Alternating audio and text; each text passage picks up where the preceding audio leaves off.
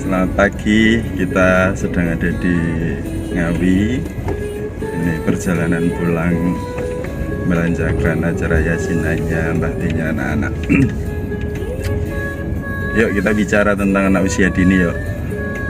Kenapa sih anak usia dini itu kalau sedang marah atau tantrum, gampang banget marahnya, gampang banget tantrumnya, lama banget tantrumnya. Itu ya yang dirasakan ya. Nah, anak usia dini itu masih belum lama hidup di dunia. Ada yang baru hidup di dunia 2 tahun, 3 tahun, ada yang baru 5 tahun, ada 6 tahun. Sehingga struktur otaknya juga berkembangnya baru gitu. Ya, baru berapa tahun gitu. Nah, seperti yang kita bisa ketahui, struktur otak itu kan ada 3 lapis, ada 3 area gitu ya. Yang paling berkembang pertama itu kan yang paling di belakang ini, otak primitif namanya. Ya. Nah, otak primitif itu fungsinya apa itu namanya? Fungsinya itu ada 3. Ketika dia menghadapi sebuah situasi itu, apakah dia fight, flight, atau freeze gitu ya. Jadi ketika dia menghadapi sebuah situasi, dia akan menyerang ya, menghadapi situasi tersebut, atau dia menghindari situasi itu, atau justru dia membeku, tidak berbuat apa-apa karena bingung. Jadi seperti contoh misalkan ketika dia dalam situasi terancam, ya, kalau dia fight berarti dia akan tantrum seperti mendorong, memukul, ya, berteriak dan seterusnya.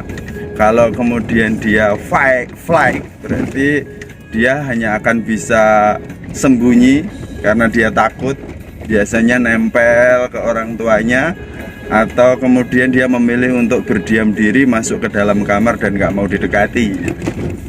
Atau dia merespon freeze atau membeku, artinya dia akan diem 1000 bahasa, nggak mau ngapa-ngapain ya, dan nggak bisa diapa-apain gitu. Itu yang memang berkembang pertama di anak. Ya, kemudian berkembang lagi di bagian otak limbik gitu ya. Otak limbik itu istilahnya seperti rambu-rambu lalu lintas gitu. Dia akan bertugas untuk mengatur situasi yang akan dihadapi oleh anak. Oh, ini itu perlu saya sikapi seperti apa gitu. Baru yang berkembang selanjutnya adalah otak bagian depan ini, atau biasanya disebut fungsi eksekutif itu, atau otak yang berfungsi untuk berpikir, di mana anak mulai bisa berpikir kritis, mulai bisa untuk mencari solusi, sekaligus area ini yang bertugas untuk mengatur regulasi emosi. Ya, oleh karenanya wajar kalau di anak usia dini itu mudah banget ke-trigger emosinya, itu mudah banget mereka meledak emosinya, karena memang apa itu namanya, usianya juga masih usia belia, di mana fungsi eksekutifnya belum berkembang gitu, sehingga dia membutuhkan orang dewasa di sekitar dia untuk memberikan arahan, untuk memberikan contoh atau tuntunan pada anak tersebut. Nah, caranya gimana itu? Caranya kita bisa melatihkan anak yang biasanya disebut koregulasi gitu ya. Kalau konteksnya anak mudah meledak emosinya gitu atau tantrum. Gimana itu koregulasi itu? Koregulasi itu sederhananya ya, kita menerima perasaan anak, kita menamai perasaan anak, kita memberikan arahan bagaimana mengekspresikan emosinya. Contohnya misalkan ketika anak sedang marah atau sedang tantrum, itu kita menerima kondisi dia, menamai perasaan dia. Misalkan menamai, oh adik sedang marah ya. Oh, kalau marah itu rasanya tangan ini pengen mukul, kaki ini pengen nendang-nendang, ya, mulut ini pengen teriak sekencengnya gitu ya rasanya ya. Ya, boleh kok kita merasakan perasaan marah. Kalau kamu marah, kamu bisa loh melakukan ekspresi atau melakukan tindakan seperti ini. Misalkan kamu bisa jalan-jalan dulu, bergerak supaya kamu bisa lebih rileks.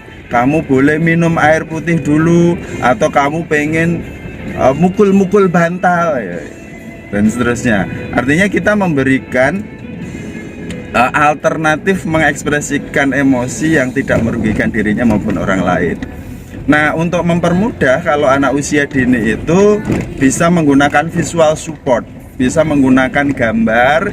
Jadi orang tua itu bisa bersama dengan anak nantinya memilih gambar-gambar yang bisa dipakai anak ketika anak merasakan sebuah emosi.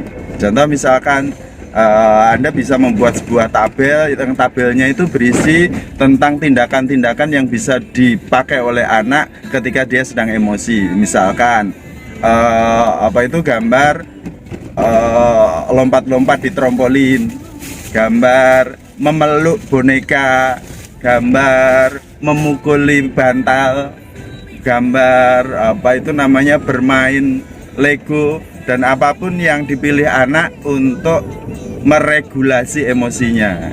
Sehingga ketika anak sedang merasakan perasaan marah atau tantrum atau emosi, maksudnya, dia jadi punya alternatif untuk mengekspresikan emosi dia itu. Ya, oh ya, melalui gambar itu kita bisa menunjukkan ke dia. Kira-kira ketika kamu marah, ekspresi emosi apa yang kamu pilih untuk untuk menyalurkan energi emosi kamu itu gitu. Ya, seperti itu. Termasuk orang tua ini ya, karena orang tua adalah role model bagi anaknya, maka orang tua sendiri yang perlu belajar pertama kali bagaimana dia meregulasi emosinya sendiri gitu. Contohnya gimana? Contohnya gini, apakah marah itu tidak boleh? Boleh. Orang tua bisa nyontohkan gini. Contoh ya ini ya, ketika kita tidak bersepakat dengan tindakan anak, kita bisa mengatakan pada anak, maaf, Abi marah dengan tindakan kamu itu. Kasih contoh alternatif bagaimana marah ini produktif atau marah ini positif adalah dengan mengatakan seperti ini, maaf, ayah mau masuk ke kamar dulu, ayah mau nenangin perasaan ayah dulu. Kalau ayah sudah tenang, kita obrolkan perilaku kamu, ya. Atau misalkan kita katakan, maaf, ayah marah, ayah mau minum air putih dulu untuk menenangkan diri ayah dulu. Ketika ayah nanti sudah oke, kita obrolin perilaku kamu. Seperti itu, sehingga anak mendapatkan gambaran bahwa marah itu boleh, tetapi ada cara-cara supaya marah ini tidak merugikan diri sendiri maupun orang lain. Terima kasih.